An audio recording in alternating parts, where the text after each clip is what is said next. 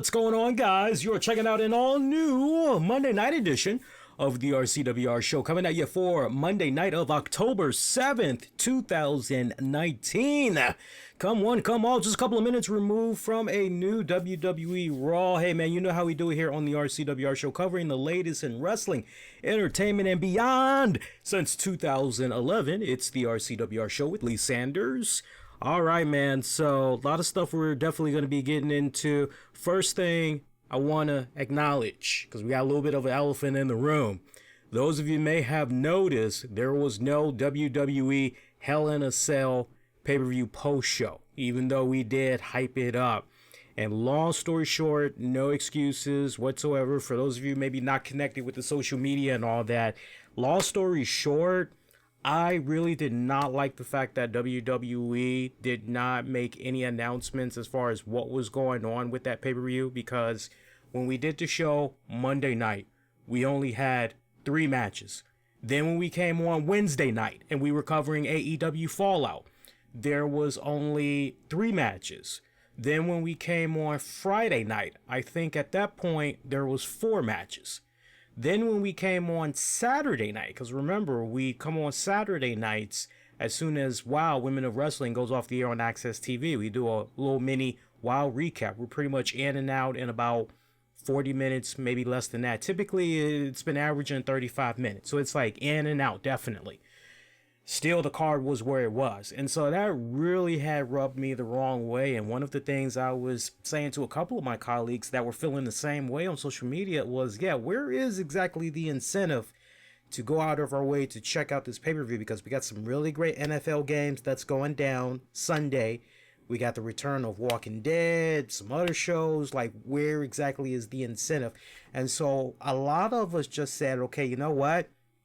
Since it's pretty obvious that WWE had been so invested in the Fox premiere and they're looking past Hell in a Cell because they've already begun hyping up that Crown Jewel pay-per-view event that's going to be happening on Halloween, it's like, okay, so yeah, let's just go ahead and phone it in. So I actually did not watch the pay-per-view initially Sunday night. I decided I will check it out when I get home from work Monday, and I'll give little bullet points about what I thought about the pay-per-view on tonight's show. So that's what brings us to here. If anything, I felt a little bit bad that some of the people that we advertised sadly did not get the promotion that they should have been getting on that Hell in a Cell post-show. So to kind of make up for some of our advertisers, we're going to promote them here, and then we're going to do like a bonus, because we had like a couple of new cats that were supposed to premiere on that Hell in a Cell. So we're just going to mash it up, throw them in on this episode, and we'll also forward them to Wednesday's show and all that to kind of make up for them. But those were the people that I really, really felt bad about. I mean, of course, I feel bad whenever we don't hook you guys up with new content as well. But I mean, to my credit, we gave you guys a Monday show, we gave you guys a Wednesday show, we gave you guys a Friday show, and we gave you guys a Saturday show. So you guys, like, were more than good. You guys were perfectly fine for just one day. So look, bullet points about the pay-per-view overall that I want to talk about, because I'm not doing a full recap. I just want to talk specifically my thoughts on the pay-per-view overall. Overall, I felt that the matches were good.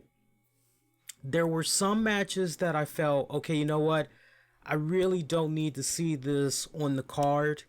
It's great that we just have these matches here, and it kind of felt like killing time, so to speak. I'll give you a good example. For me, I could have done without the OC taking on the Viking Raiders. I could have done without that match. I would have been just fine without that match. Trying to think what else was on the card that I really could have done without. As a matter of fact, let me look at the entire card right now. But that's one match that I honestly said, you know what, this would have served better if it was on the pre-show. And if it wasn't on the pre-show and it just had to be left out completely, I would have been just fine with that. Yeah, that's one match I definitely was looking at, kind of going, yeah, I'm good with that. Looking at the rest of the card here, I could have also done without Chad Gable and King Corbin. Good match, don't get me wrong, but if you would have told me, we're going to forward this one to the pre-show, I would have been fine with that on the pre-show. Like, one of those two matches that I just mentioned should have been part of the pre-show. One or both should have been part of the pre-show. I would have been okay with that. But the rest of the card, I didn't have any problems with. I love the matches. For me, the matches that stood out to me the most that I thoroughly enjoyed, for those of you that did not watch the pay-per-view yet, and I don't blame those of you that's out there in wrestling land that maybe did not check out the pay-per-view because you hopped on your social media and you were like, holy shit, what the hell is this? Yeah, I gotta dodge that.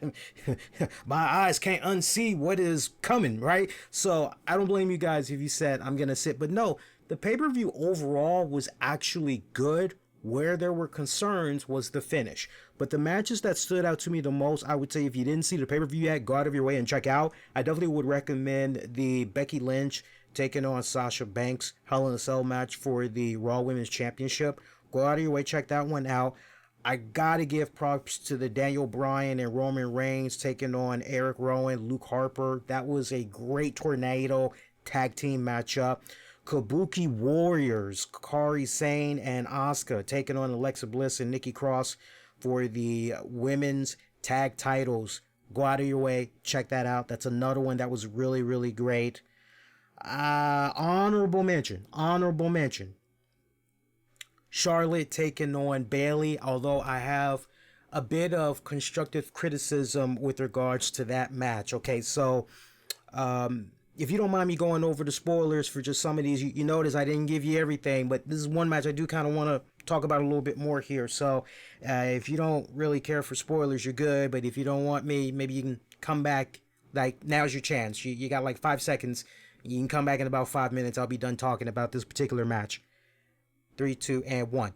So Charlotte defeating Bayley to capture the SmackDown Women's Championship. So basically, overall, this makes her now a 10-time Women's Champion. Look, almost going towards the end of this match, I had a little bit of a bone to pick because I'm looking at this match and I'm going, Bayley has yet to do heel tactics like she did in the last match, and she barely escaped with the championship. Where are those heel-like tendencies in this matchup this go-around? What, she just forgot what she just did a couple of weeks ago to retain the SmackDown Women's title? What the hell? And just when I was thinking that and really kind of feeling as though the match was going to the finish, all of a sudden we saw her pull a dirty trick out of the book. She tried to pin Charlotte while her legs were up on the top ropes, using those as extra leverage and everything. Referee saw that. That pretty much was it. Now, I'll rely on you guys to correct me if I'm wrong, but that was really the only heelish dirty tactic that Bayley did during that match. And for Bayley to lose the championship pretty much in the middle of the ring, courtesy of the figure 8, for me, I was just kind of left scratching my head going, man, it really seemed as though we were starting to build towards this new layer that was beginning to unravel of Bayley. You know, this mean streak that was coming about with her, heel-like tenacities coming about and everything. Like, okay, so now where are we going with this, right? And for those of you that did not watch the pay-per-view, I don't know, maybe you all that actually watched it in real time could tell me, but it didn't seem like the audio was edited, because we know how notorious WWE likes to be in editing some of their pay-per-views and Raw, SmackDown, and other shows once it's done airing live initially, right? Because they want to try to make fans feel and react a certain way or whatever. But what I watched earlier tonight didn't really seem like it was adjusted in any type of way. When Charlotte won that championship, there were legit fans that it felt like, because I had the volume up pretty loud, it felt like you had fans that were in shock mixed in with disappointment. There wasn't a lot of cheering. You know, there were definitely, the love was for sure Bayley for that match. It was for sure Bayley. So, you know, it just kind of felt like at this point, seeing Charlotte win the championship, whatever, you know, okay, whatever. So my whole deal is, well, what's next for Bayley? You know, and we saw Bayley kind of have a little bit, I won't say it was a temper tantrum post-match, but you kind of felt as though not only was she kicking herself in the ass, but you kind of, I don't know if you guys picked it up. Maybe I might have been overanalyzing, but for me, it just kind of felt as though, all right, layers are cracking a little bit more. Maybe she's going to throw a little temper tantrum, and maybe she's not done with Charlotte just yet. And maybe this was another step that was needed to help push her even more, right? I mean, it's possible. We'll have to see. We got like 4 days to go until we get to SmackDown. But for those that felt legitimate, head scratching for the booking of that one, I don't really blame you. If I were to try to make sense out of it, the only thing that kind of really makes sense to me, look at it from a marketing standpoint, especially with USA. They're trying to do their thing. As you reminded a gazillion times tonight on Raw, you reminded how Raw and you reminded how the USA Network and Fox, how they're all trying to have their own distinct brands and all that. So the only thing that makes sense to me as far as Charlotte getting this championship is when you look at a woman like Charlotte. I think those of you that follow your sports, you love your MMA, your boxing, particularly you love your women in the MMA and boxing and all that, Charlotte fits that mold of a legit athlete. She does. I mean, when you see her, you're like, and look, for those of you that have never gotten an opportunity to meet Charlotte in person, let me tell you something. TV does not do her justice whatsoever. I know she's done a lot of stuff cosmetically to her face and everything, but she's still relatively pretty. I thought she was even more prettier before she did whatever she did recently, like in the past 2 years, to her face. But if you have the opportunity to participate in a meet and greet and you get to check her out and everything, she is so fucking cool. She is really, really cool. And TV does not do her justice because she is relatively tall. She's tall. I might be a shorty, but legit, for a female, she is tall. Without a shadow of doubt, she is tall. And I think when I saw her, because I saw a couple of years ago with Shinsuke Nakamura, because her and Shinsuke, they were doing a meet and greet, and they were also doing autograph signings and all that, photo ops, the whole 9 yards. They were doing it at Awesome Con a couple of years back here in DC, and both were really freaking cool. Nakamura didn't say anything. You know, it was kind of like just one of those, you know, head nod, smile, kind of, you know, nice to meet you, kind of gesturing like that. But he really wasn't talking. Charlotte was really the one that was doing the talking. Now, I didn't do a autograph with Nakamura, so if he talked, I don't know anything about that. But yeah, man, like you see Charlotte in person and you just go, damn, this sister looks like, just imagine like you're at an airport or you're at a mall or something like that. She looks like, okay, she's either a famous volleyball player, a WNBA player, MMA, you know, she just has that look. So the thing that kind of makes a little bit of sense for me from just a marketing PR standpoint, from a Fox side of things, is, okay, Charlotte as your champion, okay, but that doesn't mean that her and Bayley are done just yet, right? This may ultimately be just that necessary step in hopefully getting Bayley even more as this new whatever's going on with her. I hope they're going down the hill run from what we've been seeing so far. I hope they're just getting the gears rolling. Now, the other match I want to talk about that had a lot of people, by the way, I can't talk about that main event match without first showing a lot of love. And I can't believe I said Charlotte Flair and Bayley for honorable mention. But I also want to give a strong nod as far as matches to definitely check out. I want to give a strong nod to Randy Orton and Mustafa Ali. That match was freaking insane. I loved it. I legit felt when Ali had hit that freaking steel corner post outside of the ring, and then to see the welt afterwards, you're going, oh man, yeah, he really did crash and burn that really fucking hard, didn't he? But his match against Randy Orton, man, those two guys had really great chemistry together. I enjoyed it. I ended up watching that match a second time. That's how good that match was. I would definitely say go out of your way and check out that match as well.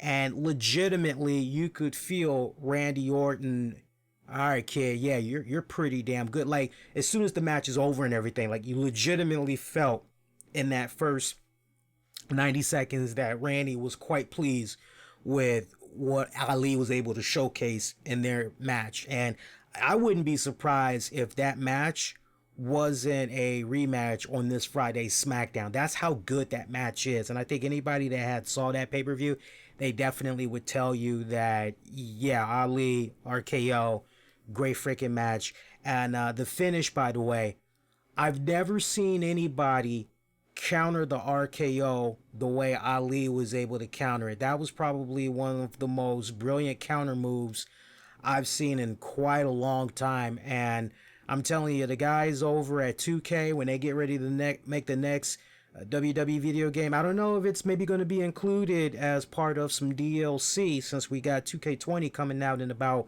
2.5 weeks time and everything. But if it doesn't come out as part of DLC with this installment, for sure, they got to work on it for the next game. They got to put Ali's RKO counter in the next game. Because when you see it, you're like, yeah, I've never seen anything like that before. It's like right when Randy Orton he goes in and he's literally dropping to the canvas and he's taking his opponent with him. Ali is going, but the way Ali goes, he's basically falling with the RKO, and as Randy's starting to let go of his hands, feeling that, okay, yeah, he's going down to the canvas head first, this is done, I just got to go for the pin. Freaking Ali ends up standing on his hands as he's hitting the canvas, and then he bounces back up to his feet. It was a beautiful sequence. You got to watch it. The final minutes of that and how everything was just set up, that was beautiful. Now, let's talk about this main event match.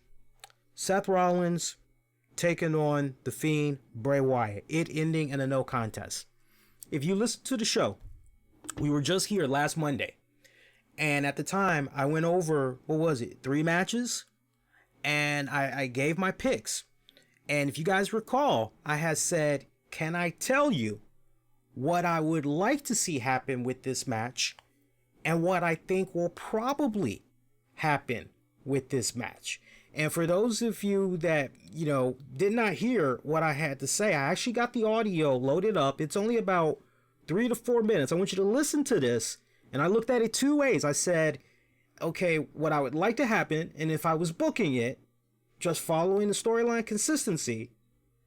But then what's probably going to happen, and I tried to prepare you guys what you all should look out for. Let me play this for you guys, and do me a favor in the chat. Let me know if you can hear this. Just type, I can hear it, and if you hear dead silence, let me know, and then I'll try to see if I can actually play it on the phone here, because I got it loaded up on the phone, but I'm going to try to play it through the sound card here. Talk about here. Don't worry, I'm trying to milk this for all it's worth, folks. Seth Rollins taking on The Fiend, Bray Wyatt, Hell in a Cell match for the WWE Universal Championship.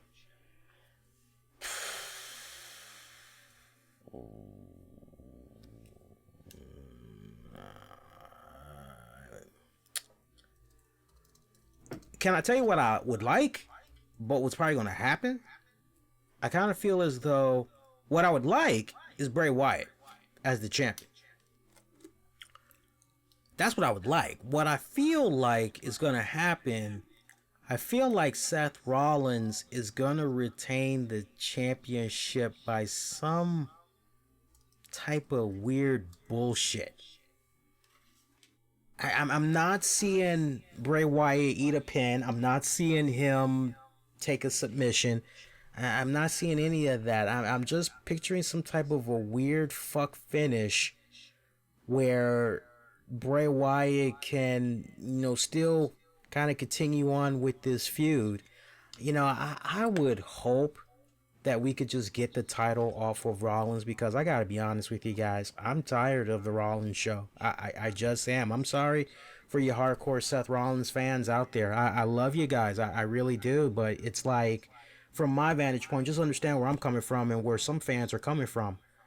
My God, this guy has had how many opportunities to be the man, and he's pretty much kind of, okay, he's great at chasing it. No doubt about that. He's great at chasing it. But then, once he has it, it's kind of, and man, Bray is just so goddamn white hot right now. If you don't pull the trigger and go with a guy, just everything when you add up what you've been seeing these past several weeks with The Fiend owning the hell out of Rollins, and Rollins not having any type of a counter, not having any type of an answer. I mean, if I'm booking this and just kind of following with the storyline consistency here, Rollins is just not going to have an answer for a guy like Bray Wyatt. That's the direction it seems that you would go, right? Falls into that whole October month, Halloween, Oktoberfest, and all that other shit. You order WWE 2K20, and if you pre-order it, that is, you get the, what is it, the Freak Fest thing that Bray Wyatt is featured in. Is like some bonus downloadable content or whatever. I mean, just looking at all of the things from the marketing standpoint and everything, I mean, man, Wyatt, I just from what I've been seeing so far with the storyline consistency, it's like, if Seth really is kind of dumbfounded at what he's facing in a guy like The Fiend, and with what The Fiend has been able to do, just think about it. What he was able to do to Kane, what he was able to do to Kurt Angle, and, you know, just go through Jerry Lawler, just go through all the names. Why should Seth have immunity to that? Like, what makes Seth so freaking different that, nah, he's going to be the one to overcome that? Nah. You know, they've been doing some really good, strong booking with that freaking Fiend gimmick as well, man. The last thing you want to do, if the Fiend does lose, like I said, it's going to be some type of weird bullshit. He's not going to eat a pin. He's not going to eat a fucking submission. I'm not seeing any of those things. Something, I don't know. That's just the vibe I'm getting. Either he wins or there's going to be a fuck finish. So look out for that. So, I mean, and as you could hear from that, I mean, for the record, make sure you really home in. I said, if I was booking it, I'm going Wyatt. What I would like to happen. But what's probably going to happen, the vibe I was getting, is going to be a fuck finish. So I understand the fans that felt the way that they felt with this finish to the pay-per-view. Now, look, I agree with you guys, but you know what? I see so many people and have heard many people that were shitting on this. And this is just social media. I did not check out any post shows. I didn't listen to what my colleagues were doing. I wanted to have the most freshest perspective for you, our listeners, as best as humanly possible. I didn't want to be influenced in any type of way. But what I did see on social media just a little bit, because I did my part, and I told people Sunday, I said, look, don't at me about the pay-per-view, because I'm spending time with family. I'm catching up on some quality time with them, checking down some cool family shows. Like, I'm not thinking about wrestling right now. I'll check out the pay-per-view Monday after I get in from work. That was pretty much it. And so the little bit that I did see, though, it was like, well, I can't wait to watch the pay-per-view. And then going into work this morning, I'm seeing a little bit of a continuation from people just bitching about that main event match. I'm going to be devil's advocate just a little bit. I'm going to defend. Yes, I'm actually going to defend the WWE for just a little bit. Right? You guys will like this. Okay, so look.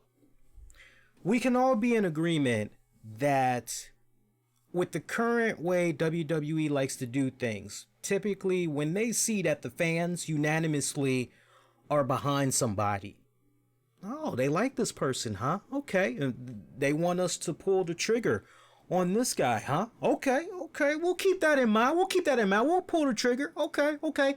Just not right now. We're not going to do it because you want it and you want it right now. No. We're going to tease you with it just a little while longer. We're going to tease you.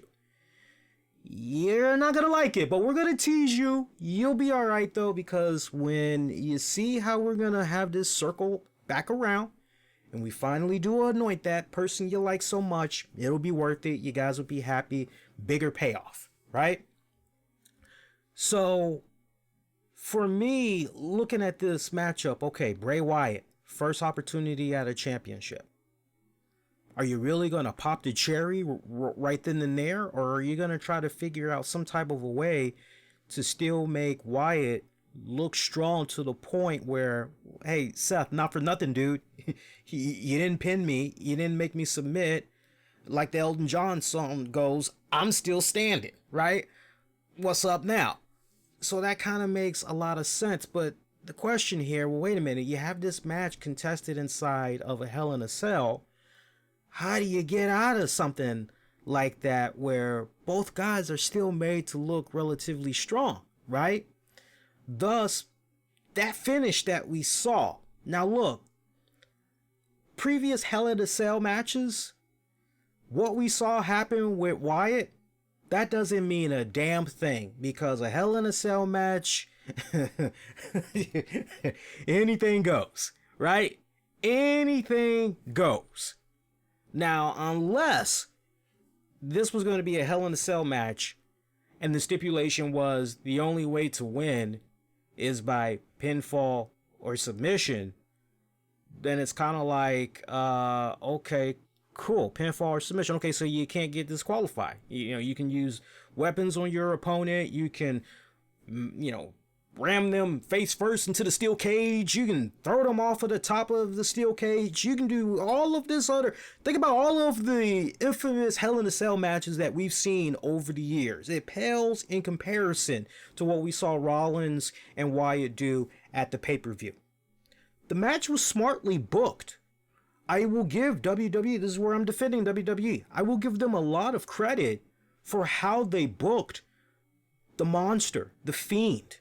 I will give them a lot of credit for that. I mean, I'm looking at this guy, and it just legitimately had that Friday the 13th vibe to it. It's like, God damn, I stabbed this dude. God damn, I shot this dude 10 times. God damn, I took a chainsaw to him. And the dude's still walking. He's still coming for me. What the hell, man? What do I got to do? I like how it was just, no matter what Seth was doing, it was never enough, and it was, okay, well, how badly, that was the story that they were telling here that I think a lot of people had missed. How badly does Seth Rollins want to continue to remain the WWE Universal Champion? Is he going to go tap into a place that he's never tapped into before in his entire wrestling career? Yeah, he might have been the architect, and, he might know how to play the dirty game. He might know how to manipulate people, have them do whatever he wants them to do, and all that other shit. But this is a new type of psychological warfare that he's never come across before. So how far is he willing to go to keep that championship? And this was a story where, it was kind of like, does anybody remember the Fox hit series back in the day, Millennium, with Lance Hendrickson? And his whole thing was, I see what the killer sees. And but he's done that for so long. He was almost like he was like a medium, kind of, that's the best way I can describe him. He was like a medium. And each of those killings, each time he tapped into the mind of the killer, it was just taking him more and more into a really dark fucking place. Sadly, the series got canceled after 3 seasons, but it was a cult classic among many of us Chris Carter fans. But watching Seth Rollins in that match, it was almost like watching him go into that type of place where he's never tapped into before. He's going into the mind of a psychopath, basically, right? And so I like that from a booking standpoint, WWE was trying to do their best to help elevate Rollins even more and show a nice nitty gritty side to him. I definitely appreciate that, right? And then flip it. Look at the Fiend. When was the last time you saw a WWE character that is technically a supernatural character? When was the last time you saw a character have everything thrown at them and the kitchen sink and then some, and they still just kept coming and coming and coming? You haven't seen anything quite like that since Kane back in his prime. You know what I'm saying? You could almost make the argument of a prime Undertaker as well. So it was good how they had did that as well. Now, with regards to the finish of the match, with regards to Seth Rollins grabbing the sledgehammer, referee pleading with him, hey, and then for Seth to do what he did. I agree that, hey, that wasn't exactly smart based on what we've seen from previous Hell in a Cell matches, right? Many times have we seen Triple H use that sledgehammer in a Hell in a Cell match or in a steel cage match, and his matches weren't thrown out as a result of that. Like, seriously. So for me, the match should not have been thrown out like that. Now, some of you may say, well, Lee, how would you have maybe booked it? You know, if you could have possibly booked it. I think the way I probably would have booked that match, I think one thing I probably would have done is, honestly, I was thinking about that. And one thing that came to my mind off the break was, well, maybe at some point you could have had the lights go out and then you have the lights come back on. And when the lights come back on, like for some weird reason, the Fiend is down, right? The Fiend can be down after like the last, I don't know, 20th, 30th freaking curb stomp that he does to Wyatt, right? And then Rollins goes in for the pin. And then afterwards, you can just have the lights go out completely. Fans are like, what the hell is going on? Next thing you know, Wyatt is just laid out. Rollins is just laid out. And it's like that. And the referee can just be standing there. And you could actually have a moment there of maybe about 3 minutes where the referee physically is trying to do everything he can to get both of the opponents up, but they're not coming to, and the referee isn't really sure what to do because this is a Hell in a Cell matchup. He needs a pinfall or a submission, but both men are not coming to. They seem to be completely like knocked the fuck out. Like, what the hell? Then he could have eventually called for another official, a senior official, to come on down and help him render some type of a decision. And you could have maybe done it like that. Now, maybe that wouldn't have pleased the fans, but I think that option would have been a better angle than seeing Seth Rollins take a freaking sledgehammer, you know, technically to the head of Wyatt, and then the referees throwing the freaking match out. Like, that's just silly when it's all said and done. Another angle I was kind of playing around with a little bit was, wouldn't it be kind of cool if Mercy the Buzzard, or if, we can't say Rambling Rabbit because Rambling Rabbit loves Rollins, right? But maybe you could have had the creepy chick. I guess that's Sister Abigail. It would have been cool if maybe you could have had the lights go out, come back on, and somebody dressed like one of them was probably responsible for helping out. But then you got to say, okay, well, if you're going to have somebody do that, right, why can't you have Wyatt? And that's why I kind of didn't really want to go in that direction as well. Was the finish to that match very head scratching and kind of fucking stupid? It was. It was. I definitely agree with you guys. But at the same time, really ask yourself something. Honestly, how many of you honestly were expecting Bray Wyatt to win the championship at Hell in a Cell? Because if you honestly believe that Wyatt was going to win the championship at Hell in a Cell, first time? No. Not when they can milk that out for a couple of more months. Not when they can milk that going into Survivor Series. They've got something right there where if they're telling the right story, if they wanted to, they can ride this particular rivalry. If they wanted to, they can ride this into January. Understand that, folks. We're only in October. November, December, January's less than, 3 months away. So if they wanted to take this rivalry up to that point, they can. But as it stands right now, if they want to, they can definitely ride this out through Survivor Series, which I think is probably what they're going to do. Now, could the payoff be Wyatt gets the championship at Survivor Series? Your guess is as good as mine. But why blow your load? I mean, it's like the first date. I mean, some of you guys, I know some of you all are horny bastards. I was a horny bastard at one point. Well, I'm always a horny bastard. What am I talking about? But, like, no, seriously, I know some of you want to get your cherries popped off the break, but it's like, hey, man, first date. Just that formality thing, just trying to weed each other out, trying to see if maybe we can have a second date. And if we're able to have that second date, then we'll, maybe we can go all the way. We'll just have to wait and see. But everybody, just chill. Just chill. Now, you notice, with regards to Raw, we're not doing a full Raw recap. I only want to talk about bullet points from Raw tonight. You notice from Raw tonight, there was no appearance of Seth Rollins whatsoever. Could that have been a situation where WWE did not like the fan backlash that Rollins had received at the Sunday night pay-per-view? Could be. Very well could be. You guys had missed the videos. It was brutally bad. Let me tell you how bad it was. Before the pay-per-view had ended, I was actually able to hear the boos. Keep in mind, I'm watching this now on demand. I'm seeing it and I'm like, wow, these fans are really letting Seth have it. And then it just abruptly cuts off.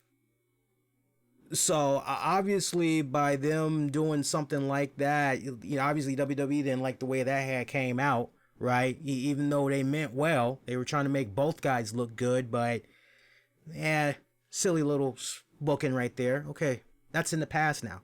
What are we going to do tonight? Well, tonight you had no Bray Wyatt. You had no Seth Rollins, right? Could it have been a situation where they were trying to protect him? It could be. Very well could be. A white hot crowd. I saw a couple of people today that had put out some Twitter polls and they were like, how many of you are still mad based on what happened at Hell in a Cell going into Raw? And some of the options were still pretty pissed, so it's kind of safe to say that if the majority of the fans were feeling pissed because of the finish and or because Wyatt didn't have his moment and they got to continue to deal with Seth as the champion longer, then 8 out of 10, Seth was probably usually coming to a city where he's liked, at least as a face, he's liked. This go round, it's going to be very hostile territory, right?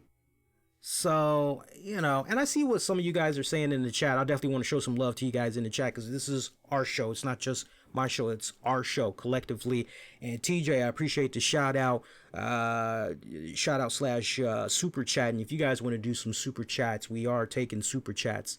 TJ had said Rollins as a heel is inevitable at this point. Yeah, when you've done everything that you possibly could do with a guy like Rollins as a babyface, going down that heel path, it very well could be an option.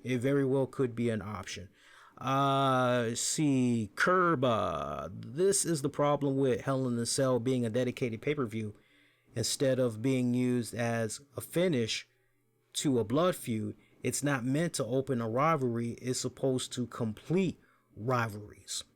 Yeah, that's true, but at the same time, look at what Impact Wrestling usually does when they have, what's that one joint? Lockdown?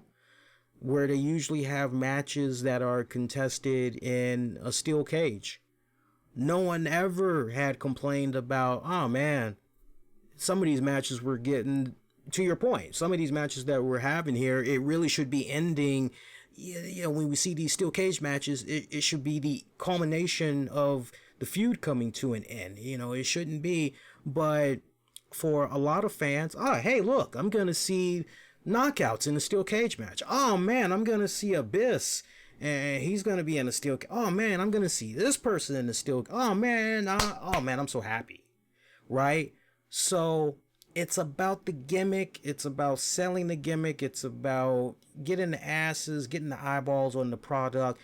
That's what it is. It's a marketing ploy. What WWE is currently doing with stuff like Hell in a Cell, I mean, come on, you all know this. I shouldn't have to tell you, all know this. See what else you guys are saying here. See. Then they should have never put it in a Hell in a Cell for the first match. I don't have a problem with you talking about the Hell in a Cell between Sasha and who was it? Becky Lynch? No, I had no problem with that match. I know a lot of people were kind of shitting on that as far as it opening up the pay-per-view. And no, I didn't have a problem with Sasha and Becky Lynch. I didn't have a problem with them opening up the pay-per-view like that. For me, that was about setting the tone for what was to come as far as good matches. You can usually tell a lot from WWE at least, and other promotions as well, but in particular WWE, since that's what we're talking about here tonight. You can usually tell what kind of night it's going to be based on that first match that we get of the pay-per-view card. And if it's like just on all cylinders, it's popping, everything is gelling well, then you're kind of saying to yourself, okay, you know what? This is actually going to be, feels like it's going to be a good night. And I can honestly tell you guys, I never did look to see, even when I was getting ready to watch the pay-per-view earlier tonight, I never did look to see what the final card was. All I knew was 4 matches. I just knew 4 matches. But I could legitimately, no bullshit, I could tell you when I sat down and I see that Sasha Banks and Becky Lynch are opening up the pay-per-view, I'm going, okay, they're opening up. Let me see what they can do. This is pretty ballsy. You're going to open it up with a Hell in a Cell match. Let's see what you're going to be able to do. And I felt those 2 girls hit a home run. I enjoyed what they did. And after the match, I said, okay, so we're going to be in for a good night. Feels like it's going to be a night of some good action. And what I just said several minutes ago, overall it was, I mean, minus the finish to the Wyatt Rollins match, I mean, putting that to the side, overall, I would say the pay-per-view, it does get a thumbs up. If I'm going to do a rating scale, I would say it was probably from 1 to 10. I would probably give it a respected, I'll say 6.5. 6.5 out of, 6.5 out of 10. Now, because of what they did with that finish for the main event match, I got to take basically a full star. I got to bump that to 5. Richie's trying to clarify, no, Wyatt and Rollins should have not been in Hell in a Cell for their first match. That's up for debate. I mean, you could go in that direction. You could make the argument that maybe, but then how are you going to play to the strengths of the Fiend? I think what this was really, and I don't have a problem with the way WWE did this. This was about setting the tone for the next chapter for Wyatt and Rollins and the psychological warfare.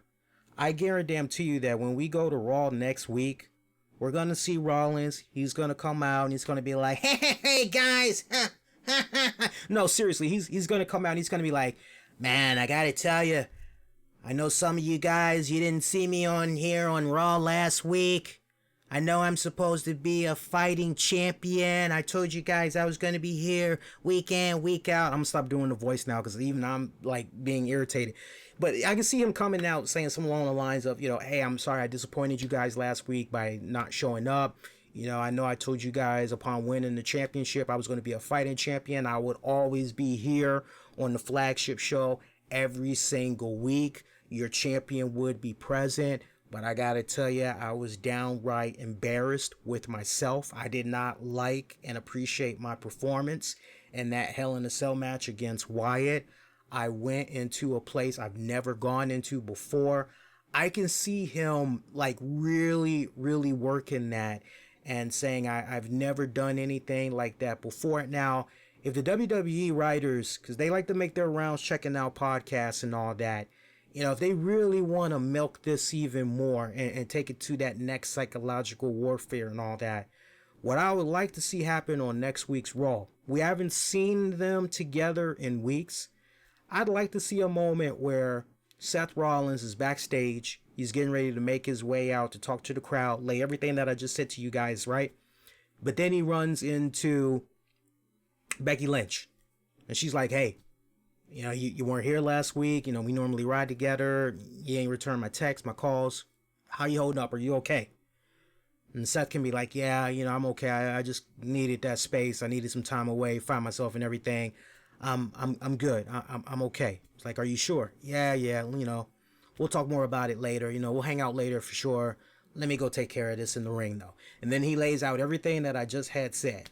Then you can have the Mr. Rogers Wyatt pop up and everything, and maybe in some type of a gotcha, type of way, Mr. Rogers Bray Wyatt can reveal, through the puppets that what Rollins did against The Fiend at the pay-per-view, that's exactly what they wanted. Because now there is that emotional bond. Now officially there is that attachment where, all right, so Rollins, we know we're now connected, The Fiend and Rollins. We know that y'all are now connected and everything because you went into such an intimate place, right? That means something. I can just see Wyatt really turning the gears there and basically spinning it in such a way. But did you really win? Because in The Fiend's eyes, you may have won the battle, but The Fiend ultimately is gonna win the war. You and The Fiend are just beginning, right? So, yeah, we can make that. We'd be here all night, guys, talking about, that match shouldn't have been. It shouldn't have been a Hell in a Cell match. It shouldn't have been this. Shoulda, woulda, coulda, woulda. It's in the past now. We got to deal with it as it is. I'm still excited for the current development of the Fiend character. And I got to give a lot of props to the bookers for how they made him look strong. I also got to give props for the direction they're kind of doing with Seth Rollins as the champion, as obviously these two men are not done with each other just yet. So let's see what happens next week and what the new chapter is going to be unfolding from them, and go from there. Yeah, that's way enough talk for that, because that'd be like our whole fucking show if we just talked about those guys. Some other stuff I want to talk about from Raw tonight. Again, just some key points. Lashley teasing Rusev again with the coochie. I poor Rusev getting ready to have a match. Who's he getting ready to have a match with? Randy Orton, I believe it was. And you got Lashley popping up on the Titantron there. Him and Lana teasing poor Rusev in his house, in his bed. I felt like hitting a little bit of KC and JoJo there. It's like, somebody sleeping in my bed, messing with my head. I just felt like busting that out. That joint was, Lord have mercy. Little Drew Hill, all that shit was just going in my mind as I was seeing Bobby Lashley just laying there in that bed, and Lana just slides on in there and everything. Can I be candid with you guys for a second? I was talking about this on social media, and look, as long as I have been watching the career of Bobby Lashley, I remember his first rodeo in the WWE, followed his stuff through MMA, followed his stuff in Impact Wrestling. I actually really started coming on board his work. Always a fan, but it seemed like personality-wise, he was finally starting to find it a little bit in Impact Wrestling. And then for everything to just come full circle, he's back with the WWE. Yeah, man, look, that first little bit, his second run before he got paired up with Lio Rush, and it was a little bit of a bust for me personally. But once he got teamed up with Leo, it seemed like personality-wise, whatever, it benefited. Lashley being with Leo, it benefited because we started to see a little bit more swag. We started to see even more confidence in him speaking. Something that if you were watching him long enough in Impact, that was one of his weakest points. Weakest freaking points.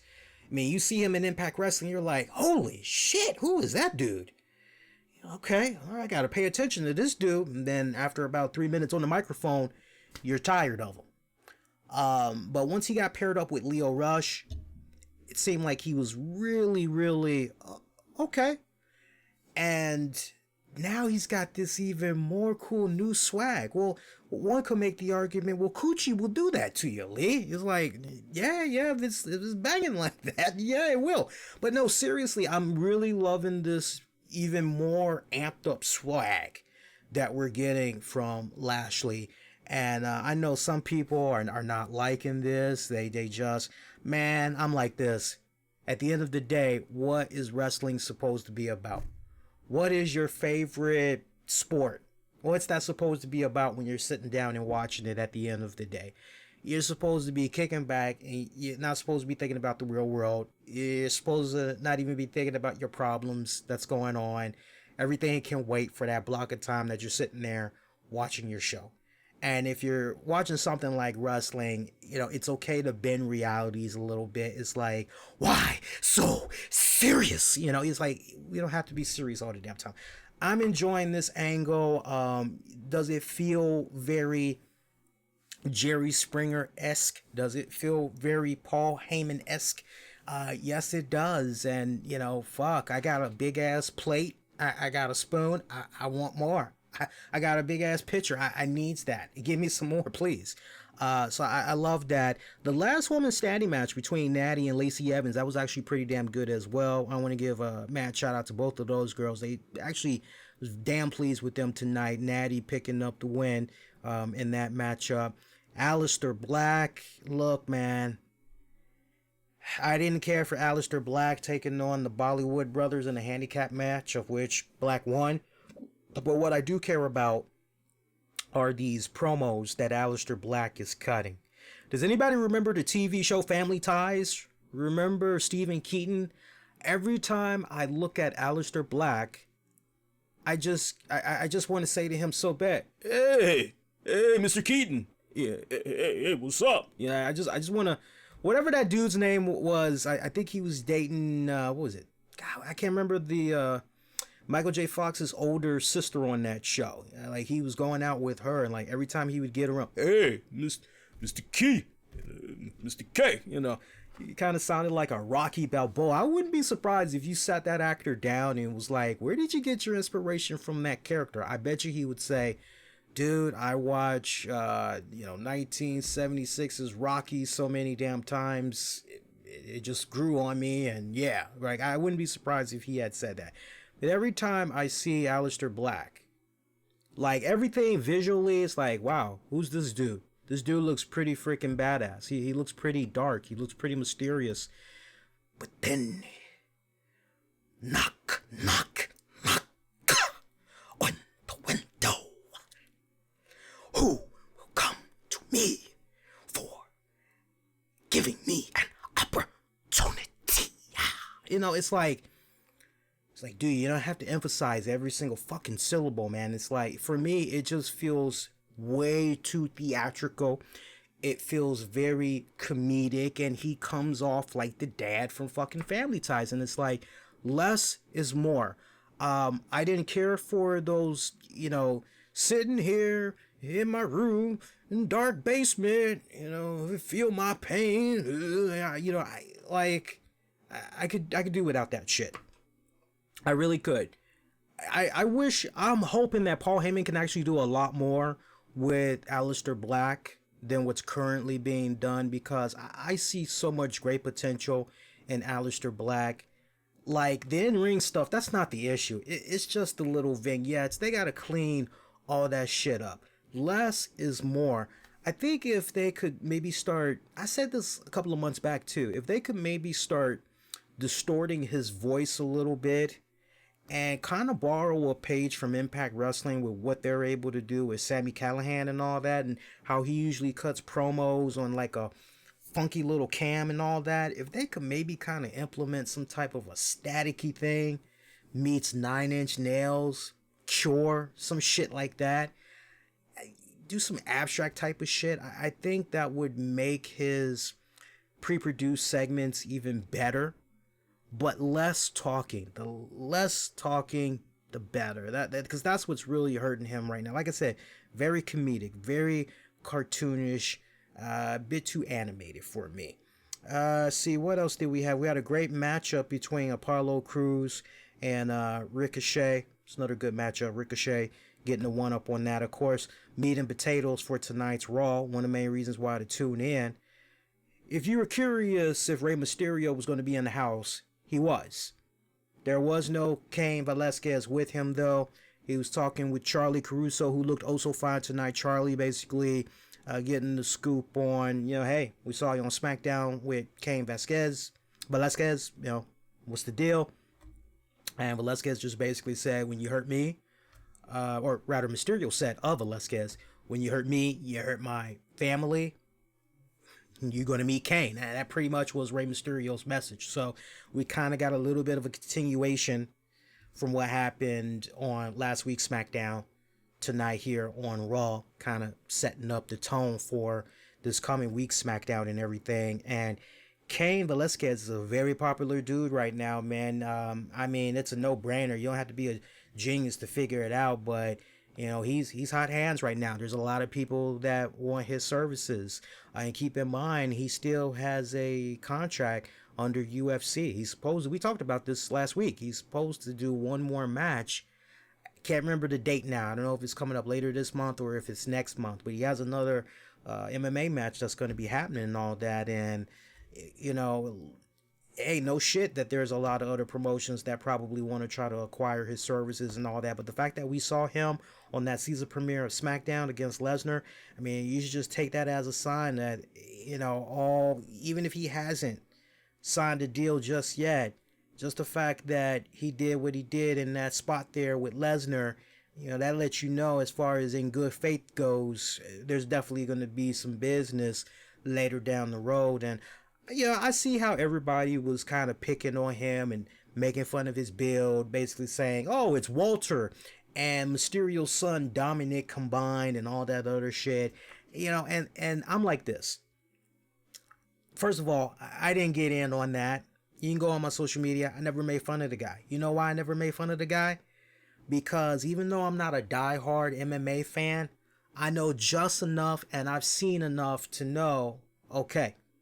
And for Cain Velasquez, for the most part, he's always looked like that. You know, maybe he might have been a little bit more cut, just a tiny little bit more bulk back in his prime. But he's always kind of had that funny look, that funny long neck and not really any shoulders, but, you know, kind of has the arms going on. He's always had that weird type of shape. But you watch his matches and, dude, you got to keep in mind, for those of you, and I think that the majority of the people that were laughing their asses off, oh, he's funny looking, he's Dominic and Walter, and all that other shit, I bet you they never in their fucking time on this earth, I bet you they never looked at not one of his MMA fights. Because if they looked at one of his MMA fights, then the reaction wouldn't have been, who the fuck is that? It would have been, oh, damn, it's Cain Velasquez. Yeah, I sure as hell, I looked at him on the season premiere. And I shot it real loud. I said, it's Cain. And my girl was like, where? On the TV, it's Cain. And she's like, that's not Cain, not unless he lost weight. I'm like, oh, no. I was like, not the big red monster. No, this is a different Cain. This is Cain Velasquez. So, you know, you got to keep in mind, yeah, as funny as that dude looks, that's the same guy that whooped Brock Lesnar's ass in the UFC. Took away his UFC heavyweight championship. That's who that funny looking dude is that you all like to make fun of. All right, just keeping it real. I ain't scolding you guys, because I know a majority of you guys that check out the show, you guys are more well-rounded. You guys are smarter than that. You guys are just as researched as I and other sports fans are about, hey, who's this motherfucker? I have a feeling the majority of you guys, you knew who he was. And even if you didn't know who he was, I bet you a majority of you guys, you didn't know, but you looked him up. And I bet you one of the first things you were able to come across was his joint with Brock Lesnar and all that other shit. But yeah, I paid that no mind. It was like, okay, whatever. You know, to make fun of him, that's cool. Whatever. Next, Tyson Fury, Braun Strowman, they had a throwdown tonight. Look, it's good. It's good. What's it setting up, though? Is it going to be setting up? Well, hell no, it ain't setting up Crown Jewel. Let's not even go there. I have a feeling that's not what that's setting up. It kind of feels like maybe it's setting up Survivor Series, give or take. But it was nice that, isn't it weird when you think about it? So you got Brock Lesnar, Cain Velasquez for SmackDown. You know, the world of MMA and pro wrestling collide. But then you come on over to Raw and you got the world of pro wrestling crossing paths with boxing for USA. And it's very, well, what's Right Twix doing that we haven't done over here at Left Twix? You know, it kind of feels almost like that. But I'm not complaining. I'm all fine for it, because what did I say on the show a couple of days ago?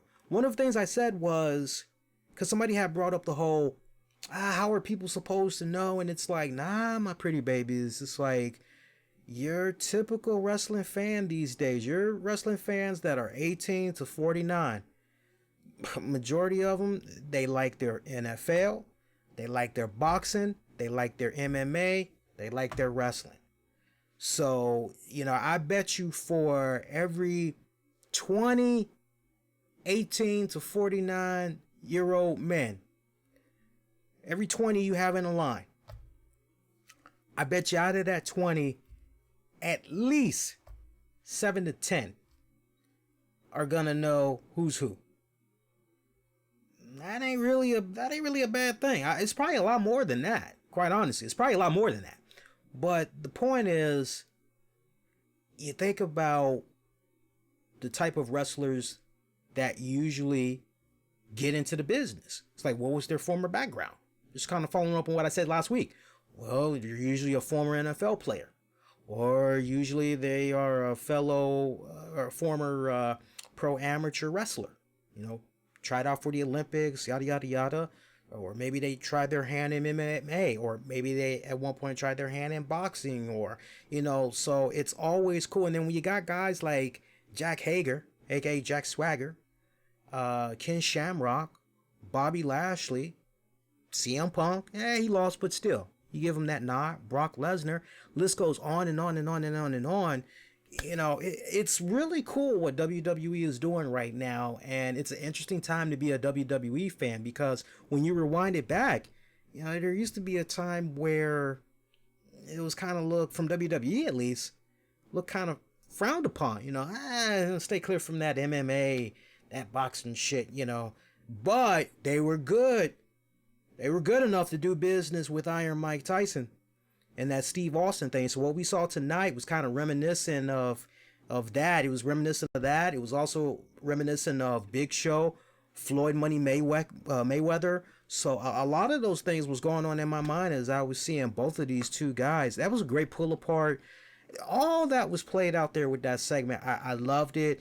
If anything, I just wish that somebody would have got in a nice good sucker punch, and somebody either would have had a swollen eye, and or somebody would have been bleeding from the mouth or the nose. I just wish it could have went off like that, because that last little visual, that would have been on point. But both men sold that very, very well. Now my question is, what type of match are we going to get with these guys? Because you got these guys trying to tear each other apart like that. Are we going to have a boxing match? Are we going to have that or what? Well, what are we doing here? Because I don't think it's kind of cool if we're going to have a wrestling match. I hope we're not going to go in that direction. Hopefully it's going to be a boxing match, a legit boxing match. Got me having shades of Butterbean now that I'm talking about that. But those were really the key points from Raw I wanted to talk about tonight. Of course, they did showcasing of some of the matches some of the participants that could be traded to the other show, because you got that draft that's going to be coming up and everything. By the way, quick note, I wanted to give a nod to something else on Raw. It'll come back to me when I least know it. That's just how my brain works sometimes. But yeah, those are the only key points I wanted to talk about from Raw. So you got the draft that's going to be happening this Friday on SmackDown, and then night 2 of it will continue on next Monday's Raw and everything. And I was just going over the list of the roster and just trying to see, okay, so when it's all said and done, who could possibly be going where? What maybe will make up the new rosters for Raw and SmackDown? And okay, it's exclusive. USA, you got this. Fox, you all got this. Looking at it here's where I got so far. All right. And I don't need to go long and drawn out. This is just my list. If I want to make some notes on some people, I'll pause and say why, right? For Raw, when it's all said and done, Seth Rollins, safe. For those of you thinking, well, maybe Raw will get Brock Lesnar, and no, Lesnar is going to stay right where he is. I don't see him going. Champions are safe. As far as what I'm seeing here, I think champions are safe this go round. So Raw, your new Raw roster, Seth Rollins, Aleister Black. I got Bobby Lashley staying. I got Rusev staying. So you know by default, Lana's probably staying as well. Just makes sense. That current story arc that's going on, pretty white hot. I don't see that being broken up. Kofi Kingston from the New Day. I've got him now on Raw. Mandy Rose, Sonya Deville. I've got them now on Raw. Tamina. Heavy Machinery. Randy Orton. Mustafa Ali. Roman Reigns. Cesaro. Whenever Naomi is feeling mentally and spiritually back in the right place, and whenever that one Uso has officially knocked out all of his demons, Usos and Naomi. Harper and Rowan. AOP. Now I can just tell you, just some of these names, I'm seeing some of these guys and I'm just, oh yeah, Paul Heyman's going to have some fun with them. AOP is one. Harper and Rowan is another. Heavy Machinery. I see him having fun with Heavy Machinery. Loads fun with Cesaro. I think Cesaro is just starting to get warmed up. Just starting. I expect big things to happen for Cesaro after this shakeup. Lashley as well. I'm definitely high on Lashley. And I'm definitely high on Ali. But that is your Raw side of things. Not really too much of a shakeup, right? All right. SmackDown. And for those of you wondering about NXT, I'll talk about that in a hot second. From SmackDown, Lesnar, safe, not going anywhere. I got Daniel Bryan remaining on SmackDown. Apollo Crews comes on back to SmackDown. Buddy Murphy. Strowman.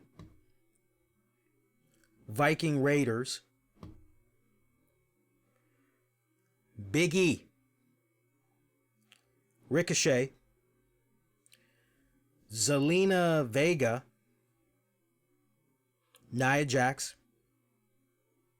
Ruby Riott. Whenever she's healthy, ready to go. Ruby Riott. Sarah Logan. Alexa Bliss. The Revival. The OC. So all three of them. Gallows, Anderson, Styles, all three of them. Undertaker.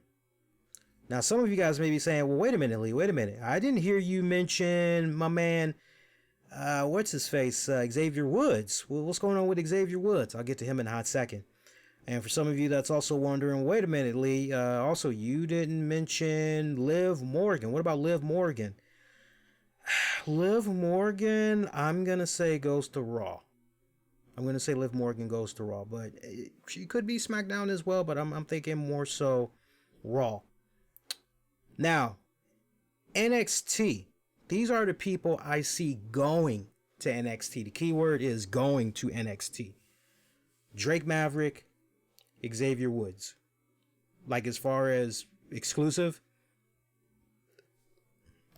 if I could have it my way, that's what I would like to see happen. I think that at this point, NXT, it needs all the... I still hope that the way NXT is going to be operating on Wednesdays to try to counter AEW programming, I'm still hoping that they're going to do like some novelty things from time to time. Remember what I said last week or the week before? I said something along the lines of, hey, wouldn't it be cool if you saw Undertaker and he had a match, or John Cena popped up, or, you know what I'm saying? Like, it'd be cool if you kind of had like a rotating door like that. But as far as the New Day goes, yeah, like I'm seeing Big E, like I'm really liking the idea more of separating the New Day. Now, for some people, they may say, well, wait a minute, Lee, you're always talking about from that money standpoint, and New Day's bringing in all that money. Like, damn, do you really? Well, look, you could still have them be New Day. There's nothing wrong with that. As far as making media appearances and all that other stuff, you know, hooking up at pay-per-views, since it's going to be co-branded and everything, you know, you can still have them hook up and they can still do their thing and everything, right? But, hey, Doesn't mean that as far as going the solo tip and all that, right? So, if you're not going to, I mean, look, ultimately they did it with the Shield. So, they did it with Nexus. They did it with the Core. They did it with DX. Ultimately you got to break it up at some point, because at the end of the day, it's like, okay, well, if we can make this kind of money off of this group, just imagine what we could possibly get by breaking them all up. The one name I want to home in on, Kofi for sure, because with how everything went down with Kofi, at this point it's like, yeah, give the brother the fresh start and put him in a position where, oh yeah, you want that rematch against, I'm sorry, it can't happen because you got sent to the other show, right? So I think at this point, that's how you kind of help Kofi out a little bit. We'll see if it pans out like that. Stranger things have happened, but we'll see if it pans out like that. I think Xavier Woods would actually do a lot of good on NXT. I think Drake Maverick would actually do pretty good too. Maybe he could be running around being a new manager or whatever. I don't know. It just kind of feels like maybe that whole 24/7 thing's kind of run its course. I mean, if he still continues to have longevity with that, I mean, that's great. But I think Xavier would definitely thrive. Now, for those of you wondering, okay, so what about NXT? Are you seeing anybody from NXT coming up to the main shows? Not right now. Not right now. NXT needs all the help it can get. If anything, it needs help from some Raw and SmackDown superstars. But as far as some of those NXT talents, no, I'm not seeing that right now. Maybe we can talk about that like night after WrestleMania. Maybe we can kind of entertain that there. But for right now, you need all the help you can get with NXT combating against AEW programming in some type of fashion. So that's how I'm kind of looking at it. Not really too much of a shakeup when you hear that. Once again, just to give you guys that list for Raw: Seth Rollins, Aleister Black, Lashley, Rusev, Kofi, Mandy Rose, Liv Morgan, Sonya Deville, Lana, Tamina, Heavy Machinery, Randy Orton, Mustafa Ali, Roman Reigns, Cesaro, Usos and Naomi, Harper and Rowan, AOP. For SmackDown, I'm seeing Brock Lesnar, Daniel Bryan, Apollo Crews, Buddy Murphy, Braun Strowman, Viking Raiders, Big E, Ricochet, Zelina Vega. So you already know by default, you're going to have your man Andrade, especially since he's the love muffin of Homegirl and everything. Nia Jax. I think now more than ever, Nia Jax, give her that fresh start. I think she would do wonders on SmackDown. Ruby Riott, Sarah Logan, Alexa Bliss, Revival. I've been wanting Revival on SmackDown for the longest time, since they were down in NXT. And I felt like, okay, these guys are ready. I always felt that SmackDown should be it for them. OC, AJ Styles, and then you got Undertaker. Hey, we got to pay some bills, man. We've got some sponsors that we want to recognize here tonight, man. With their kind contributions combined with some of our great Patreon members, content like what you're checking out right now, it wouldn't be free. We probably would be charging people, believe it or not. And in these days and ages when you're doing the bandwidth and licensing and all this other shit, all that costs money. So with all of these guys combined, they are basically the heartbeat of RCWR Nation. So we definitely want to take the time out and give them their respected nods right now. First up, I definitely want to show some love to our Patreon members. So let me actually show love to our Patreon members. And if you're not a Patreon member, do sign up, patreon.com/RCWR show. You can check out bonus audio and video content, vast majority of which you won't be able to find anywhere else. Patreon.com/RCWR show. And I am actually, this Wednesday, I'm actually going to be seeing the new Metallica S&M 2 that they have filmed a couple of months back. They're going to be showing it in theaters for 1 day only. So they're basically going to be, from what I understand, I haven't seen the set list yet, but from what I understand, they're basically going to be talking, from what I've seen, they're basically going to be playing songs from the previous S&M album and concert that they were doing. And then they are going to be playing some of the newer stuff from their newer albums. And I kind of heard a little something like they're also going to be playing some new stuff possibly as well. So if you guys didn't know, now you know. Check your local city, see if maybe it's going to be playing in your theater. But I'm going to be doing a special 30 with Lee, reviewing that Metallica S&M 2 concert at the theater. So that's going to be pretty fun. No, I have not seen Joker yet. In my area, it's like Woodstock. Whenever a Marvel or DC movie comes out, it's ridiculous. And sometimes I get anxiety when I'm around a whole bunch of freaking people. So for me, it was kind of like, let me wait this out. So me and the missus are actually going to go see Joker next weekend. So, all right, Patreon member, shout out to my good friend Anthony Missionary Thomas of Wrestling Soup. Shout out to Joe Raymond Jr. Shout out to Justin Repstock. Shout out to Sean Kenter. Also shout out to Tony Bing Gaming. Want the very latest in Marvel Strike Force, Marvel Ultimate Alliance 3, or the upcoming MOBA game Marvel Super Wars. Check out Tony Bing Gaming. News, reviews, walkthroughs, whole 9 yards. He's got a great YouTube channel. Also has an awesome Patreon page as well. Shout out to Freddie R. Freddie. Shout out to Michael Wolf. Shout out to John Davis. Special shout out to John Krauser. Had a great month, all in September, doing his Brain Freak live show in Chicago. He did his last show last weekend, and now he's on a little bit of a hiatus until I believe November, when he's going to be bringing back a special Brain Freak Live, like a holiday edition. I think is going to be happening. He's actually writing it as we speak. So, but he had a successful run there at the Second City Theater. I'm looking forward to promoting the holiday edition of Brain Freak Live, John. You definitely got to let me and the listeners know when that's going to be coming about. All right, shout out to some sponsors of the RCWR show. First off, we got some audio actually. So I want you guys to listen to the audio. It's probably about 3 minutes at most. And then when we come on back, we got some wrestling little news tidbits we can get into. And we also got some non-wrestling news little tidbits that we can get into as well. And while these ads are playing, you know, please go out of your way. Check out the sponsors. I'll definitely make sure the links are included in the episode description and post-production and all that for you guys. Let's load this up for you all.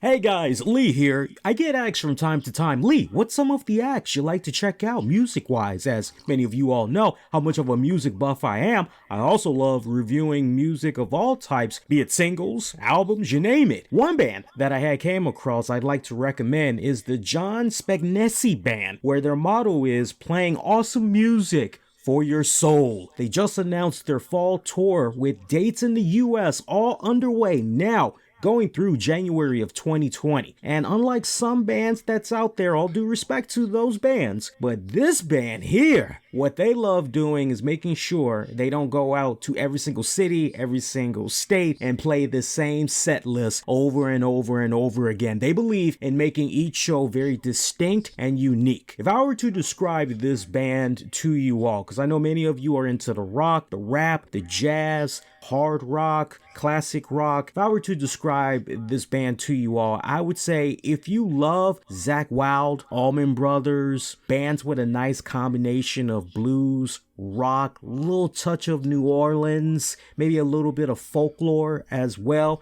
then you should definitely check out the John Spagnesi Band. Visit them on the web at jsbmusic.org for their bio, tour dates, live recordings, videos, social media info, and so much more. Once again, check them out, the John Spagnesi Band. Visit them on the web at jsbmusic.org. One more time, jsbmusic.org. Hey y'all, the RCWR show with Lee Sanders is brought to you in part by LilHeathens.com. Check them out, bookmark that website. They got the hottest, flyest street and athletic wear. It's not your average brand either, as it's got angst and attitude. Lil Heathen's slogan, strictly attitude. As the brand itself is not about letting anyone define you or tell you who you are and what's appropriate for you to be you. Check them out, LilHeathens.com. For those of you that don't even know how to spell that, I'm going to spell it for you. LilHthenz. LilHeathens.com. Strictly attitude. LilHeathens.com. Strictly attitude. LilHeathens.com. Strictly Attitude. If you love the combination of politics and comedy, shows like Saturday Night Live, Real Time with Bill Maher, The Daily Show, or how about Late Night with Stephen Colbert, if that's you, do yourselves a favor and check out the movie President Evil, directed by Richard Lowry. Just days before the November midterm elections, 3 young girls who are Muslim, Mexican, and Haitian are stalked by a deranged killer dressed as the President of the United States. Hey, if you're curious, and I know you are, check out the trailer right now on YouTube and on Amazon. Purchase the movie President Evil on Amazon via Amazon Prime Video. It's your American duty to laugh. Do so right now and pick up your copy of President Evil today. All right, we are back. We got another sponsor, but we'll get into that later on. There's only one more sponsor we got to plug, but we'll cover them later on in their own separate little segment there. But please represent, check out all of those great sponsors. They do, and mad shout out to the good kind people behind the movie President Evil. We actually paired up with them. We're going to be working with them a lot over the course of the next several months.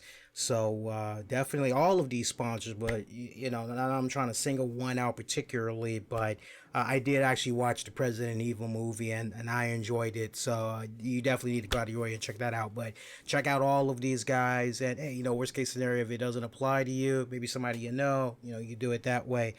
Hey, congrats to, you know, I know everybody wants to try to put that measuring stick out there and they want to, well, these guys were the winners. Oh, no, these guys were the winners. And then, you know, you see the numbers that's all out there. You know, you see how NXT had did. You see how Fox had did with SmackDown, 3.8 million viewers. Hey, that's fantastic. You see how AEW had did as well. And look, man, what I care about most is, okay, where are we 4 weeks from now? Where are we in about 3 months? That's going to be the real story, because you know, I look at it no different than you have this restaurant, right? Hey, let's just go with an analogy briefly. You have this new restaurant that's getting ready to open up, right? And you've paid for the radio advertising, you've promoted the hell out of it in newspapers, magazines, you've even been able to pull some strings together, and you've been able to, you know, somehow get your ads playing part of a preseason game or whatever, or during a regular season game, during a commercial break or whatever. All right, so you got all these eyes that's on your product. Maybe you do some type of a special, hey, kids under 10 eat free, whatever, right? So you got all these people that are going to be very, very curious, and they're going to want to come to this place. They're going to want to check it out, you know, especially since you've put it out there what your place is all about, what type of food you're going to be serving, all that other good jazz. So you got all these people that are coming, and, you know, hey, everybody's talking about how the food is great. You know, hey, the prices are good, yada, yada, yada, yada, yada. That first day, it is banging. That first day is great. But then it's okay. Well, how are we going to do the second day? How are we going to do the third day? So forth. How are we going to do after 1 week?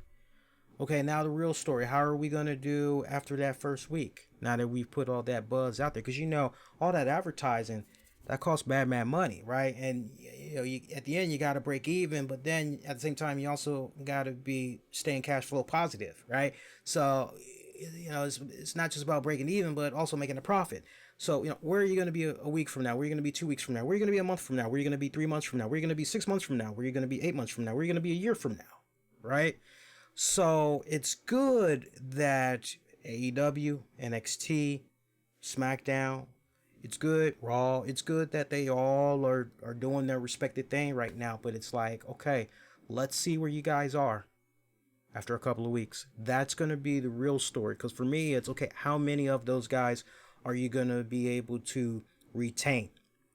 Because that's what it's all about, you know, at the end of the day. But wrestling last week, as far as the ultimate winners goes, ratings to the side, it was the fans. It was the fans that had won. And then don't forget, coming up on, I believe it's on October the 29th, which is a Tuesday, you got the premiere of Impact Wrestling on Access TV. So fans win, again, and it's going to be sliding in Tuesday nights, 8 p.m., SmackDown's old time slot, right? So just think about that. You're going to have wrestling on Mondays. Think about that now. You're going to have wrestling on Mondays. You're going to have wrestling on Tuesdays. You're going to have wrestling on Wednesdays. Ain't no wrestling on Thursdays, but there's wrestling on Friday. There's wrestling on Saturday. And depending on, what's going on Sunday, especially if you miss some of the stuff that comes on Saturday, because I know Saturdays, you got MLW, you also got ROH. So, if you sadly had missed those on Saturday, some of those will repeat on Sunday as well, right? So, I mean, every single day of the week, you got something you can watch. And let's not forget, Saturdays also includes WOW, New Japan Pro Wrestling, right? So, I mean, there's a little bit of something. NWA is about to get in there and everything. So, great time to be a wrestling fan, man. I said it last week, off and on, past month. I know there was one question that somebody had asked me, which was, they asked me what was the greatest era, which I can remember who it was that asked me that question, but they said, what for you was the greatest era in wrestling? And I said 2019 and beyond, because many fans have so much variety at their fingertips. It's not even funny, but at the same time, what I really hope is gained the most from all of these promotions being on television for that fan to enjoy, if anything, I really hope that 2019 and beyond, it inspires and it motivates that wrestling fan even more to go out of their way and support their local indie fed. I really hope that's what happens long-term wise, because you have so many fans, they will check out all the shows, but when it counts the most and something is just literally down their street, they can go drive up to, it only costs them $20 to get in and they got some good freaking seats or whatever, they don't represent, right?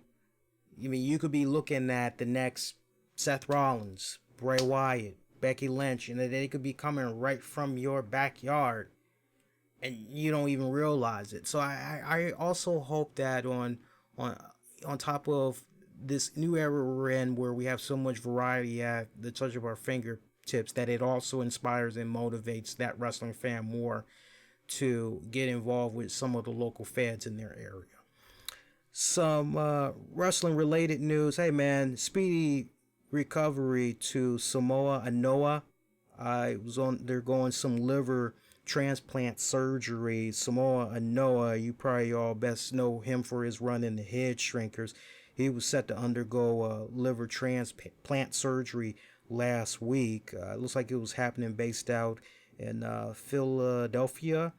And WWE and WXW, they had co-hosted a charity show back in May to actually benefit Anoa in his battle for cancer. So definitely want to send him and his family the very best, speedy recovery, well wishes and all that. If fucking cancer sucks, kick its ass, and hopefully the surgery and all that, great success, and won't have any more issues, going forward, knock on wood. Also, Braun Strowman, he revealed on social media that he has inked a new deal with the WWE. He's re-upped. He's going to be with them for a couple of more years. Look, this should be a no-brainer. Hearing that certain superstars from some of your favorite promotions, especially WWE, they have signed multi-year deals. If you want to say, it's a new tactic just to make sure that they don't go over to the competition, hey, you very well may be right. But for all we know, hey, maybe ultimately that wrestler just really enjoy what's been happening with them so far, and hey, money's just right, I'm comfortable, why rock the boat? Sure, keep it coming, right? Keep it hot and loaded, keep it coming, right? But Braun Strowman, he re-upped his deal. So you got reports I hate getting into other people's money, but you got some reports out there talking about he's making like $1.something million a year as a result of this re-up and all that. I'm not gonna focus on that. If he wants us to know what his money is looking like, that's for him to disclose. But just the fact that he re-upped, he said that on social media that he's re-upped his deal with the WWE. I'm happy for the dude. He's come a long way. Just to think that a guy that at one point we saw as a rosebud for Adam Rose, and have you seen how Adam Rose looks now? He looks like a jacked up AJ Styles meets freaking Arnold Schwarzenegger from freaking Conan the Barbarian. That dude is bulky, ripped as hell. Don't believe me? Go look up some new photos of him. That dude is freaking big as fuck now. But I'm happy that Braun re-up. If anything, I just hope that one of the things that can most definitely happen for Braun in the near future, I'm hoping definitely 2020 will be the year of the Strowman, and it culminates in him getting a championship run. I really, really, he's had the tag belts, and that's nice, but it's like, man, let's see something happen there as far as, I'm not recognizing that green title he had won, the crown jewel joint, the little Indian, I'm not recognizing that. I know some of you guys want to, and I hope that as far as consistency goes, if Braun's going to be part of that trip this go around, I hope he's bringing that title around with him or something. But yeah, so shout out to him. Congrats. That's good for him that he was able to get the one up on the contract there. Also, Dark Side of the Ring. You guys know how much of a big fan I am of that series. Hopefully, you've taken the summer to get yourselves familiar with the Dark Side of the Ring series, especially if you love all things wrestling. You love shoot interviews, that shoot style type of podcast and all that. Hopefully you had checked it out. But the one of the episodes that they are filming right now has to do with Jimmy Snuka and the Nancy Argentino case. I can't wait to see that episode. I'm hoping that respected episode is going to be like a two-parter, because I feel as though an hour doesn't suffice. It just does not suffice. You gotta do a two-parter. And this go round, I think last time they only did 6 episodes. If I'm not mistaken, this time they're back for 10 episodes, maybe 12 episodes. So they're filming that second season as we speak. But that's one episode I'm definitely gonna be paying very close attention to. True story. I've told this story before, but I don't think I've shared it again since. We actually did do an interview with one of the producers from Dark Side of the Ring. And I want to say his name was, it is. It's Evan. I just can't remember the last name. That's where I'm a little bit murky. But we had a great conversation with Evan, talking about what happened with the first season and everything. Of all the sit-down conversations / interviews I've done with people, that one for me was pretty high up there. I enjoyed it. And sadly, all said and done, and he was a sweetheart. He was like, hey, I'm going to record my audio at my end, and I'll just email it to you. I'm like, okay, yeah, sure. I appreciate that. He's like, yeah, this way you can have it even more professional and everything. So I kind of have an idea how it's probably going to sound at your end. I'm probably going to sound a little distorted, even though I'm using good sound equipment at my end. I'm like, okay, yeah, sure. And I can just sync it up. He's like, yeah. I was like, okay, cool. So I get his part, and somehow my audio wasn't recording. So so it was like, okay, so do I go back in and do I try to remember what the hell I had said? And so it's a lost conversation. That has only happened as long as I've been doing this show. I've been doing this show since 2011. That's only happened one other time. And I'm trying to think who that other... It'll come to me when I least expect it.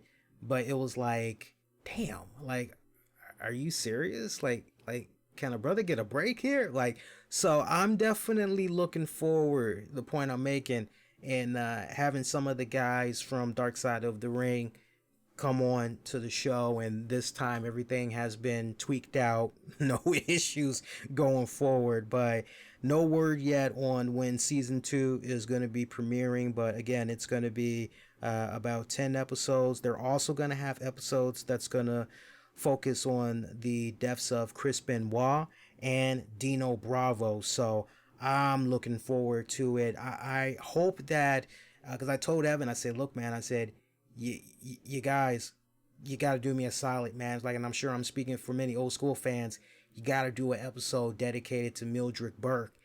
And we did like some serious side talk after the initial interview about Mildred Burke and everything. And he's like, oh, best believe, he's like, that's something that we have been talking about very passionately, and we do want to do it. It's like, if we can do it this season, we're definitely going to go there. He's like, because we've already been doing the research for it. And it's like, so it's like, oh, yes. I would like to imagine Jim Ross is somebody that's probably going to be part of that episode, because he's been, for the past couple of years now, he's been trying to finance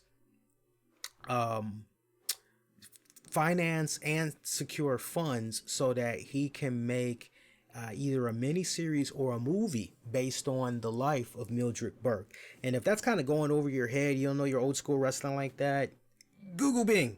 You'll thank yourselves later. But her story is a rather fascinating story. You think some of the stuff that you heard about Mae Young was something, when you hear how Mildred Burke's husband had did her when she was in the business, and I mean, it's damn, like, by the time you get done reading it, you're like, why isn't this shit, like, why hasn't it been turned into a movie yet? Like, what the hell is going on here? Like seriously. Good shit, though. For those of you that maybe had missed it, if you were wondering where was The Undertaker on the season premiere of SmackDown, well, Undertaker, he shared a little Instagram post. Nice photograph of him dressed up in his full gear, dropping on one knee, and basically it was promoting the season premiere of SmackDown. And a fan had asked him, hey man, like, this was pretty much after SmackDown was over with and everything. He was like, hey, didn't see you on SmackDown. What the hell happened? Where were you? And Undertaker responded to the fan. He said, I wasn't invited. They said I wasn't needed. So it's kind of like, damn, first SmackDown on Fox, and we don't tap into The Undertaker? Like, what's... But you know what? I'm fine with that. I mean, when it's all said and done, when you go back and you watch that episode of SmackDown, you and me could probably had came up with some really cool spots where you could have slid in Undertaker, but was he really needed? No. You can always come back later and break the glass. I think one of the first things you do as far as introducing Undertaker to that Fox audience, when you get ready to do that draft, and that was kind of one of the other reasons why I put Undertaker on SmackDown. I had said, hey, the fact that that's it, we ain't see Taker on season premiere of Raw, we ain't see him on the season premiere of SmackDown, and if you really want people to tune in, to the Blue brand and everything, then one of the things you should probably do is go with The Undertaker on there. That's definitely gonna kick major ass and everything. And Undertaker, just think about it, take a step back for a moment and think, how many times have you seen Undertaker make sporadic non-wrestling appearances? I mean, didn't we just see him on ESPN College Game Day or whatever? So like, as far as that whole sports realm and everything, like him on Fox, oh yeah, I mean, that makes loads sense. I just hope this time, I think Undertaker needs to be exclusive. I know sometimes in the past they've done the whole, well, Undertaker's a free agent, he can pretty much go on either show, but I hope this go around they just strictly go with him being on the Blue brand, because I think over on the Raw side of things, it's jam-packed loaded as it is. They will be just fine. Also, apparently Tony Khan, he had personally timed last week's AEW show. So yeah, I'm not sure how many you, I'm like, really, if he did that, brilliant. If he was the one that was in charge of that my hat's off to him, because it went off on time. They did what they needed to do. They had about 5 minutes to spare, and they pretty much were able to just milk it for like a hot second. They were able to go off on time. Look, if Tony Khan legitimately was behind timing last week's AEW premiere on TNT, let him do that again more often, because that thing ran very, very smooth. If he also was the guy that was behind, okay, we got to get ready to take a commercial break. We got to do it hard. We got to do it fast. We got to go out, no pussyfooting around. If that was also him, then I say Tony Khan, please let that guy continue to do what he's doing. That way, Cody and the gang, they can keep focusing on, if they got to be involved in a match, they can do that. Or if they got to book a match, that's fine. But as far as somebody keeping the track of the times and all that, that's great, because you don't want to do those overruns. You can get penalized big time. There's some fines that the company will lose as a result and other stuff. So not to bore you guys with the logistics and everything. Got some interesting Mae Young Classic news. For those of you that maybe are wondering, when is the Mae Young Classic tournament returning, because we've yet to hear anything. And I got to give a shout out to the good guys over at the Fightful website. Originally, you had a report, and this person that took a screenshot and everything.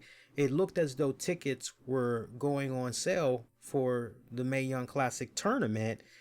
Looked as though it was going to be advertising November 2nd and November 3rd at Full Sail University. So you're like, oh, okay, cool. But then it was pulled. So Fightful had actually reached out to WWE and was like, hey, what exactly is going on? Are you guys going to be doing it?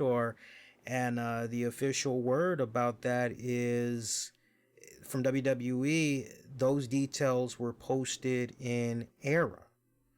So it looks like for now, this is weird, because WWE had previously confirmed that the tournament would return back in April. So, I think at this point the tournament is coming back, but maybe they're just trying to iron out some more logistics and figure out, right? Because when you stop and think about it, for the sake of the argument, if it was being advertised for November 2nd and November 3rd, then let's go to the calendar here real quick. November 2nd and November 3rd, that would have been a Saturday and a Sunday that these would have been taped. So you kind of have a little bit of conflict of interest right there, because you're just coming off of Friday Night SmackDown and everything. All right, and then keep in mind, you've got the Crown Jewel pay-per-view event that's going to be happening Halloween night. So that's kind of very chaotic. Yes, very chaotic. And then the next WWE pay-per-view that's going to be happening on U.S. soil, just looking at the calendar here for the pay-per-views. See here. So after Crown Jewel, looks like then it goes to... Wait a minute here, guys. Hang on. So we got Crown Jewel. Actually, yeah, I'm not able to see what the upcoming WWE pay-per-view is. Hang on a second here, guys. Let me see if I can actually pull that up here. See upcoming WWE pay-per-views, and I'll just say 2019. Yeah, it's kind of weird. It's not giving it to me. Let me see if I can try it again here. All right. Stomping Grounds, right? Takeover, SummerSlam. Here we go. All right, so we got NXT TakeOver War Games. That's going to be on the 23rd of November, and then Survivor Series, we've got that on November 24th. Woo. And then WWE Starrcade is going to be on the 30th. Wow, November is going to be freaking crazy for WWE fans. It's going to be freaking crazy. That is ridiculous. Sheesh. So, yeah, very interesting right there. So, yeah, I would like to imagine at this point they're trying to figure out a way, like, okay, what's the best time we can do this? And it's not going to be tapping into a pay-per-view weekend. And, we can solely just focus on it. And, yeah, they are just so all over the place now. It's honestly, I don't see what's the problem with just having it go live. Like, if I were to just look at the current calendar right now, right? Correct me if I'm wrong, guys. So you've got wrestling from WWE on Monday, and then they're back on Wednesday, and then they're back on Friday, right? There's no wrestling on Thursdays. Well, it makes sense. Okay, you can either do it Tuesday or you can do it on Thursdays. at Full Sail. As long as you do one of those days, I think honestly it should be okay. And it's not like you're going to be tapping into your main roster from the flagship shows and on NXT. So you actually should be all right. So we'll keep you guys posted on that one. Also, Bret Hart raising some eyebrows. He recently had said, I got a double whammy of Goldberg news for you guys. He recently had said in an interview that he feels that Goldberg should not, I repeat, not be in the WWE Hall of Fame. He did this interview on the Sean Mooney Prime Time podcast. Now I gotta quote this to you guys. So here's what he had to say about Goldberg, and then Goldberg in the Hall of Fame. So first off, here's what he had to say about Goldberg. I wish that Bill Goldberg had never kicked me in the head as hard as he could. I don't know how you give a guy a Hall of Fame ring for hurting as many wrestlers as Bill Goldberg hurt and without consequence. He usually got a pat on the back and told how good of a job he did out there when you're scrapping the wrestler that worked with him, or scraping the wrestler that worked with him off the mat. When Bill Goldberg kicked me in the head, I honest to God, I lost about $16 million in like 1 second. I just signed with WCW for $3 million a year and another 3 years on top of the 2 years. I had left on my original contract, so it was bad timing and unfortunate. With regards to Bill Goldberg in the Hall of Fame, so many wrestlers that were up there in the Hall of Fame never thanked anybody. They thanked Stephanie, and they thanked Vince, and they thanked Triple H, and I thought it was such bullshit. They should thank the wrestlers that made them, and the wrestlers that worked with them. I was so disappointed at how so many of them never thanked the wrestlers that went to all the trouble to help them. Most of them had no recollection of anyone helping them. Shit gets real. Look, this is one thing you can say about Bret Hart. Bret Hart has always been consistent over the years, no matter what. Particular topic, you bring up Goldberg and certain things, he is consistent. Very consistent. And I understand exactly where, maybe not from an injury standpoint, but I can definitely understand, mentally, emotionally, where Bret is probably coming from. Because quite honestly, let's just say hypothetically speaking, and I don't usually like dealing in hypotheticals, but we can do an educated guess right here. If Goldberg had never did what he did to Bret Hart in WCW in that infamous match, then just going back and looking at Bret Hart at the time that he was in WCW. Okay, so he's 62 years of age right now. Okay, so let's fast forward, going into WCW. So what was that, like 97 to 99? And what year are we in right now? 2019, and he's 62. Okay, so if he's 62 right now, then that means 2009 he'd be 52. 99 he'd be 42. So he'd be about 40. About 40 or around that 97 to 99 range, basically. Okay, so if that shit never did happen with Goldberg, right? And we all didn't really marinate on it at the time, unless we were hardcore, diehard fans like that, and was like, man, something's not right with Bret. Like for me, as long as I have been watching Bret as a kid up until WCW, for me, it did look to me as though he doesn't look like he's having fun. It seemed like a Bret Hart that and I think most fans that lived through that period can back me up. He looked as though he was out of it. He looked as though he didn't want to be there. He looked very nonchalant, very, I don't give a fuck, But we didn't know what was going on behind the scenes because we didn't have all these websites like that's running around now in today's time and everything. So I would like to believe that if that kick never happened, I'm not going to say him.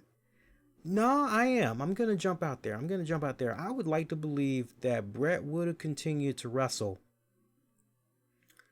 And if Brett at that point wasn't quite ready to make peace with WWE, I'll tell you what probably most likely would have happened next for him. What probably most likely would have happened next for him is he probably would have been like Goldberg, Sting, a couple other people. When WCW had folded and WWE had acquired, and it's like, nah, I'm not interested in wrestling. I'm just going to collect the rest of this money till it's up. Right? I could have legitimately seen Bret Hart do his part in helping put TNA on the map. There's just that part of me, and that's the one question I probably have yet to see be asked of Jeff Jarrett. And if it's out there, I wouldn't know anything about it. But that's the one question I probably, I've seen a lot of Jeff Jarrett transcripts. I've heard a lot of Jeff Jarrett interviews, and that's probably the one question I've yet to hear, which is, hey, Bret Hart, TNA, do you think he would have been able to make it work if you'd have gotten to him and he would have been healthy? I would honestly like to believe that Bret Hart, the Jarretts, TNA, I mean, right down to the point, you guys even remember there was some stuff that he had did for them, little guest appearances here and there, no wrestling, but he was doing little guest appearances for them. I would like to believe that if he didn't get that injury, yeah, God, that would have been something, wouldn't it? Now, just imagine, like, can you imagine Main Event Mafia and Bret Hart is part of that stable? Holy shit, that would have been, like, very interesting. And then the classic matchups that he probably would have had with Sting for the NWA Championship and the TNA Championship and everything. There's a whole lot of, so I see where he's coming from when he talks about Bill Goldberg and everything like that. And, some wounds will never heal, sadly. And it honestly sounds to me like, and I gotta go back and listen to the Sean Mooney interview because I can't really recall if Sean had asked the question. So if he did, you guys gotta forgive me because I've been multitasking all day today. But a really good follow-up question would have been, have you ever really sat down with Bill Goldberg, man to man, behind closed doors, and just hammered out all of that shit and officially let bygones be bygones? Have you two really hammered everything out? And I'm curious what Brett would say, because I would like to believe that the Bill Goldberg that's running around today, great dad, trying to do everything he can to give his son the entire world and then some, loving husband and everything. By the way, he's got a WWE Chronicle joint. I haven't watched it yet. I was looking forward to watching it tonight and talking about it here on the show, but that pay-per-view, a little too long for me. I probably watched about 90% of it, and then it was time to jump right into Raw. So what'll probably end up happening is, since we're going to be doing a Wednesday show anyway, I may end up talking about it on the Wednesday show. We'll see. But anyway, given where Goldberg is at this point in his life right now, a man of great reflection, see some of the errors he made when he was a much younger man, especially from a business standpoint and everything. And I just kind of get the impression that this Goldberg that's running around, honestly, if given the opportunity, he comes off like he would sit down with Brett, really, really try to squash all of that shit. Now, that doesn't mean that Brett's going to be like, well, we had a talk and, I told him what a fuck up piece of shit he was to me back then. And we seemed to work everything out. And I told him how years I hated his fucking guts. And, we shook and had a beer afterwards. Yeah, I can just picture Bret Hart kind of going in that direction. But yeah, like, I would still, even after hammering it out and all that, it's like, so Brett, is Goldberg still a piece of shit? Well, honestly, yeah, he's still a piece of shit in my book. Yeah, and I'd fucking knock his brains out if I could. I still got him going in that direction. Now, on a more interesting note, Goldberg news coming at you again. Goldberg was recently asked about Matt Riddle.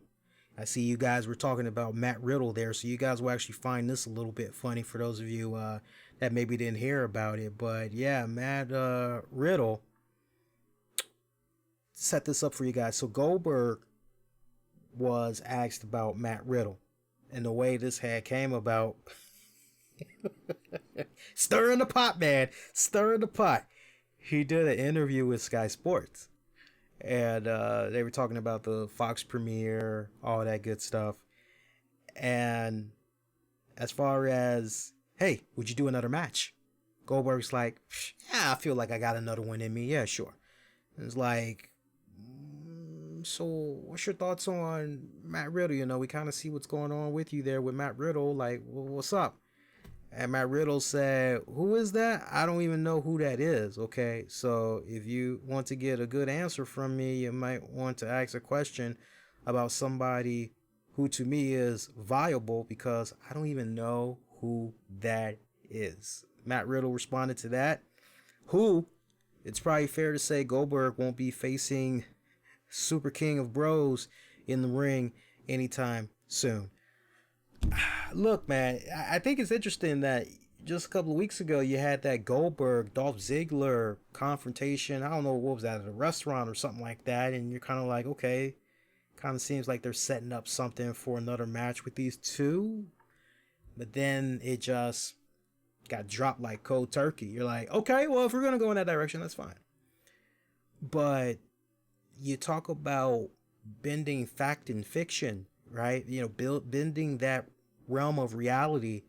It's right there on the silver platter with Matt Riddle and Bill Goldberg, and they gotta explore that, make some money off of that. Like, fuck how you guys are feeling. We can tap into this. We can make some good money off of this. What do you guys say? Can we do some good business? Look, man, Edge, Lita, Matt Hardy, they were able to put their differences to the side, and they were able to make some damn good money together. They were able to do a really good program together. Karen and Jeff Jarrett, Kurt Angle, they were able to put differences to the side, all about telling a great story. They were getting paid too, so it's like, let's go there. So hopefully things are already in motion. And this is very contradictory, and I'll tell you the reason why it is. Because there was an interview, if I remember it right, I'll actually do the research too, but you guys probably remember this right as well. Wasn't there a WWE watch along that the WWE superstars like to do these days a couple of months ago? And Matt Riddle was sitting in, and he was talking about how he bumped into Bill Goldberg. And I want to say he bumped into Bill Goldberg before Bill had the match with Dolph Ziggler that night. And now see where I'm kind of fuzzy is what Bill had said to Matt. I know, according to Matt, there was a shoulder bump that Goldberg had did to him and everything, but they did have a brief exchange. And you're kind of led to the impression, okay, so Goldberg does know who Matt is, and Matt said a little something. They had a brief exchange, and so this just kind of adds on top of, look, if this feud is legit, I'm loving it.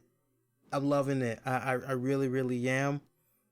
WWE would be fools to not try to capitalize on it. I don't know what it is, man, but it seems like if you want to score some brownie points and not have any of the boys attack you on social media, take a few jabs at Bill Goldberg, and you don't really see anybody coming to the defense of Bill Goldberg. Yeah, to a certain degree, you've seen guys like Bill Goldberg try to politely, hey, you still got a long way to go in your career. You've seen guys like him, but there's really not a whole, not even Matt Riddle's peers is coming at him about this whole Goldberg thing. So that's just one of those things that just kind of has me scratching my head going, what exactly is going on there with that Riddle Goldberg, right? Like, something going to happen, or, what's going to happen exactly? Hey, AEW news. We got Jimmy Havoc and Darby Allin. They're set for AEW Dynamite. Winner will face Chris Jericho next week, as the winner will receive a World Championship match on the October 16th AEW show in Philadelphia. So that's going to be pretty good. Also, we've got AEW Tag Team Title Tournament, as the Young Bucks will take on Private Party. Chris Jericho and Sammy Guevara will take on Hangman Page and Dustin Rhodes. Jon Moxley will be taking on Shawn Spears.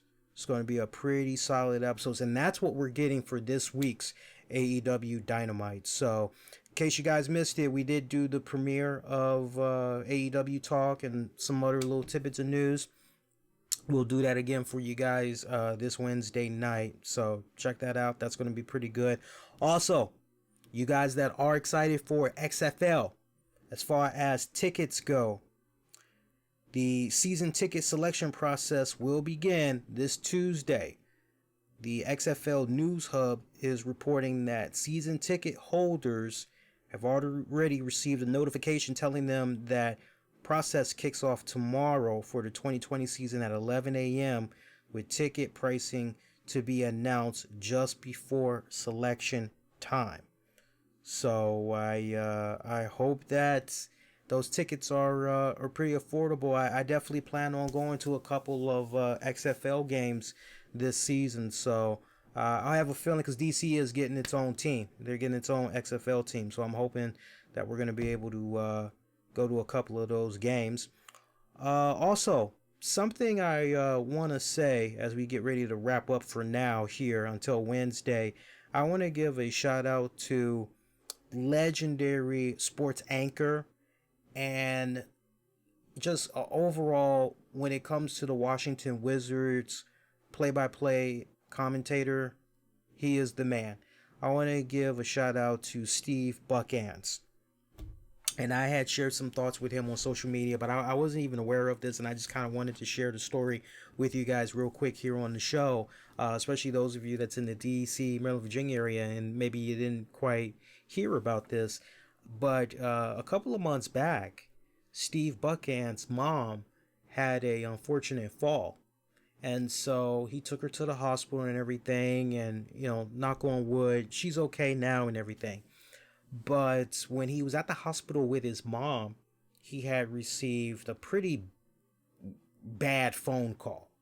And the phone call that he received was basically from the higher up executive people that were basically in charge of figuring out, okay, we're either going to bring you on board again as the Washington Wizards play-by-play announcer for next season on Comcast Sportsnet and all that. You'll be calling all the games, yada, yada, yada. And they basically had unceremoniously let him go that way. And it was very, Washington Post, a couple of other outlets out here in the DMV, they had covered it. And I wasn't even aware of it, sadly. I was not. I actually didn't know until a friend had told me tonight, because he was watching something Wizards related. And he was like, hey, you never did say what you had thought about what happened with Steve Buckhands. And I'm like, what are you talking about? And he was like, yeah, Steve Buckhands, yada, yada, yada, yada, yada. And, it's no different than, if you guys live in the New York area, it's no different than what happened with Marv Albert. Marv Albert had said XYZ, just being honest about what he thought of the Knicks. And that Dolan asshole heard what happened, what Marv Albert was saying. And the next thing you know, Marv Albert gets pulled from calling all the games for the Knicks. It's like, wait a minute.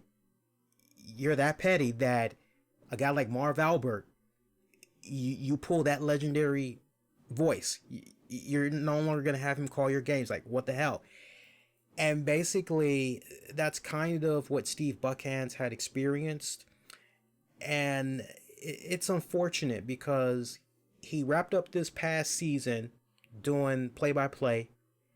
No new contract, no discussions and all that was laid out just yet. So it was kind of like one of those touch and go type of deals.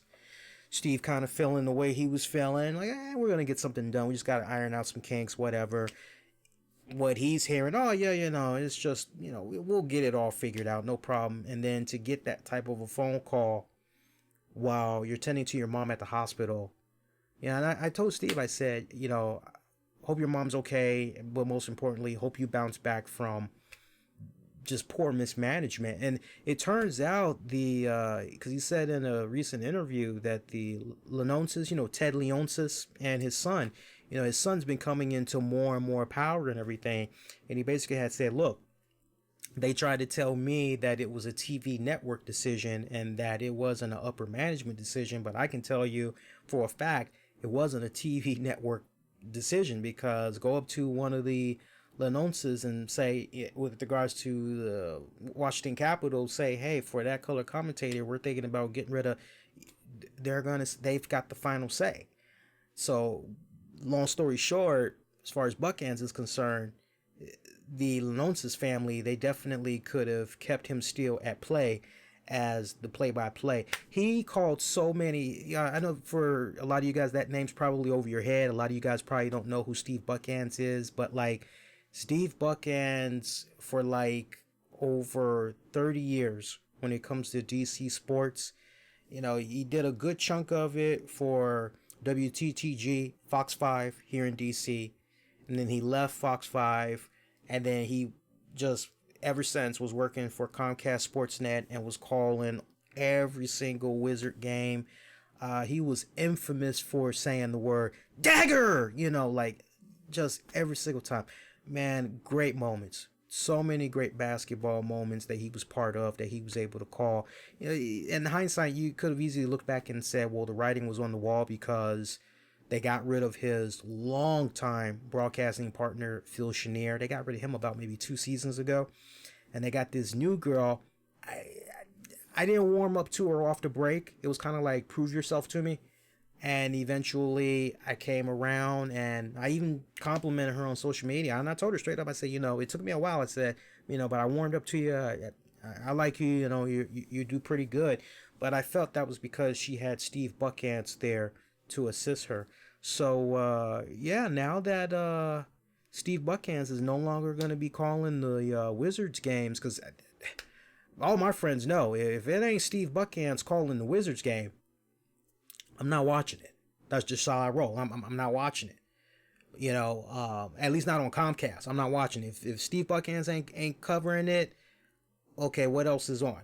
And if it turns out, well, that is what's on, you can either watch this on Comcast or you could go watch this same game on ESPN, then I'll go watch the ESPN telecast because I was that loyal to Buckhands. So since he's no longer going to be there, it's kind of like,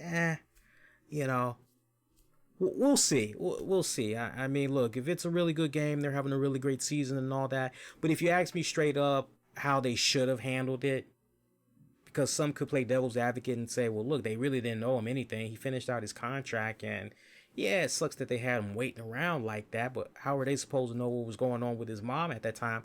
I would easily counter it and say, well, not for nothing, but the man had dedicated how many years to Comcast Sports? He dedicated how many years to covering the Wizards? You could have easily, much like with Marv Albert and the Knicks, you could have easily brought him back for one more season. Let it be known, this is it. This is the last time we're going to have you on board. This is your last season covering them because we want to go in a different direction. Maybe we can usher in a new play-by-play color commentator. And, you break them in and everything. And, special times during this season, we'll have you sit in with special guests, break a little bread, share some stories, some laughs, blah, blah, blah, blah, blah. Final game, do the ultimate send-off, yada, yada, yada. That way you don't ultimately burn a bridge or whatever, I am aware about the shit that had went down with Jay Gruden, and I'm not going to say too much about that because those of you that had checked out last week's Wrestling with the Topics with me and Tammy, that's a Patreon exclusive. You know exactly where we were when we were talking about that whole Jay Gruden stuff. But we are going to talk more about that whole firing, recruiting, and all that. I think we're probably going to end up doing another episode of Wrestling with the Topics. I'm not sure just yet. That's going to be the teaser. I'd like to say a little bit more with regards to Jay Gruden. I'll say this much. I'm not surprised. I'll definitely say that. I'm not surprised. If anything, more disappointment. That's how I can break it to you guys. If anything, just more disappointment. Who knows? Maybe we can get into it Wednesday night. We'll see what happens. All right. So on that note, there's nothing else I really want to get into, at least for now. We got a nice, well-rounded show. We basically just did about 2 hours, almost 10 minutes. So I'm going to do a hard cut right there. No bonus content will be added on the downloads. This is the entire complete show for you guys. But our next edition, I'll be coming on live Wednesday, October 9th, as soon as AEW Dynamite goes off the air. Make sure you come on board and check out that show. We'll talk AEW. We'll also talk some Ring of Honor. If there's a little bit more WWE news that maybe we could, get into on that show, we'll definitely go into that. It's a much shorter show than what you guys get on the Monday nights for sure. But do join us for the Wednesday show. That's going to be great as well. And it's free. If you haven't joined yet, join our Discord. It's free. You can find the link in the episode description. Great way to interact with me and other RCWR show listeners in between the shows. Pretty soon we're going to start having little watch-alongs. You'll be able to hop in the Discord, and if you're on your desktop, you'll be able to watch whatever I'm streaming. So I'm thinking like pretty soon, like maybe we could do like a WWE pay-per-view hangout in the Discord. We're all kicking back, chatting with each other and all that. Do some cool shit like that.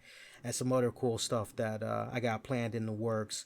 If anybody want to try to help out, do a little bit of volunteering work behind the scenes as we put the final touches on it and everything, you can definitely let me know. Get at me on social media, Twitter, Facebook, Instagram. Use keywords, the RCWR show. Shout out to Gears. Shout out to Richie. Who else is in here? I'm trying to see who else we got in here. I thought I saw Kirby. I think Kirby was in there too at one point. Yeah, saw Kerbalicious. Shout out to Akano, Double A as I like to call him. Ty Howard, shout out to Ty Howard as well. Man, you guys have some really good interactions here tonight. TJ, shout out to TJ. I appreciate the super chat, my friend. Thank you very much. By the way, TJ, he had said the Rollins heel. He feels that it's inevitable. I hope we did touch upon that. Shout out to Phil. Phil's been with us off and on for a long time now. Shout out to ID Raven. Shout out to BGX. And hopefully we answered your question, BGX. He said, didn't watch tonight. Did the crowd at least bury Rollins? They didn't even get an opportunity to because he never appeared there. A lot of good back and forth I see in the chat. Please bring this same enthusiasm to the next show. We definitely could use it. And remember, with that Wednesday show, you can ask me wrestling and non-wrestling related questions. So after we get done talking about AEW and a couple other news little tidbits, the floor gets turned over to you guys. And whatever you want to pick my brain on, we could pretty much go in that respective direction. Again, wrestling or non-wrestling related we can go into. So that's another cool thing I like about that Wednesday show. If you're new, welcome. If you haven't done so, make sure you subscribe, like, share, all that good jazz. Works out pretty good, man. All right, that is gonna do it. I'm wishing all you all to be safe and most importantly be kind to one another. I will see you all next go round. A very good night and a very good morning. Adios.